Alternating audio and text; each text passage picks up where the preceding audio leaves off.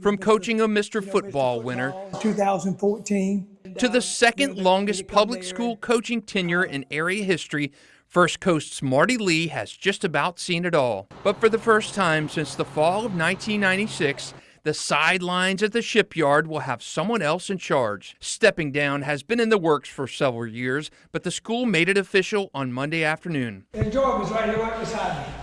So Jarvis has been with me for a while. Lee is passing the torch to assistant Jarvis Parker, a move that Lee said is as good of a match as there is. Jarvis is such a great young man, and he's been with me for 12 years now, and he's ready, and I'd like to see him flap his wings and go on and fly off. And First Coast High School opened its doors in the fall of 1990, and Lee was there to greet students as they walked in for the first time. It's just amazing. I've been here since 1990. He was the baseball head coach back then who had his heart set on coaching football.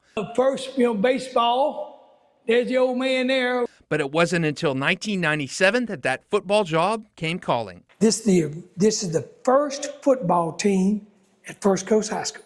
Every fall since then, Lee has roamed the sidelines of Bucs Nation as one of the most familiar faces in the volatile coaching profession. And so many memories I've had out here, but I remember the first time we made the playoffs. We beat Lee High School in overtime, 21-20. Catch the ball right there. Alex catches right there on the back of the end zone. Lee said that he didn't get into the game for wins and limelight, but he did well in those categories. He exits First Coast with nearly 170 varsity victories and more than a dozen trips to the state playoffs. And for a 5-year period in the early 2010s, First Coast was the place to be. From 2010 to 2014, Lee's Bucs had 4 perfect regular seasons, going a combined 57-6 and playing for a state championship. I feel like that was a great accomplishment for this school. There's only been 4 public schools in the history of the FHSA from Duval County make the state championship, and we're one of them. Blue chip prospects flooded First Coast, and the halls of the weight room still bear testament to just how memorable of a time that was. And they'll say, Coach, man, you had a major part in my life. I feel like I had a little part, but they said a major part.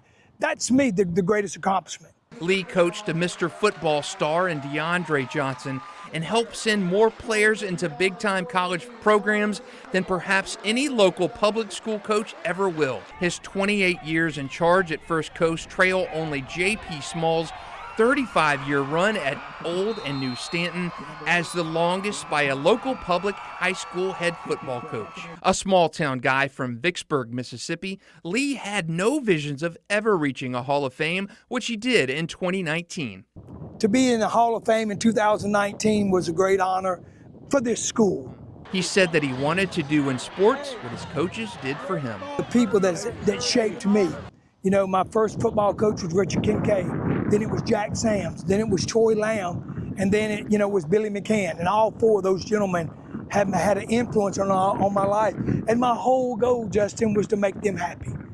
And I hope I did them right.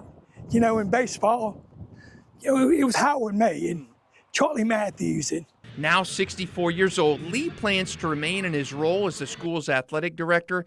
He'll enjoy the games from a golf cart on Friday night next to his wife, Natalie, the person he credits the most for keeping him healthy and for him going so long. I love you, Natty. I love you to death. Wins weren't the ultimate goal. It was to shape the lives of young men and women. And in that department, Lee said that he hopes he's left First Coast better than he found it. That's what drove me, is so that people would be proud of the product that we put on the field, not the wins and losses, but the character and the reputation that we've done for this community. Justin Barney, Channel 4, the local station.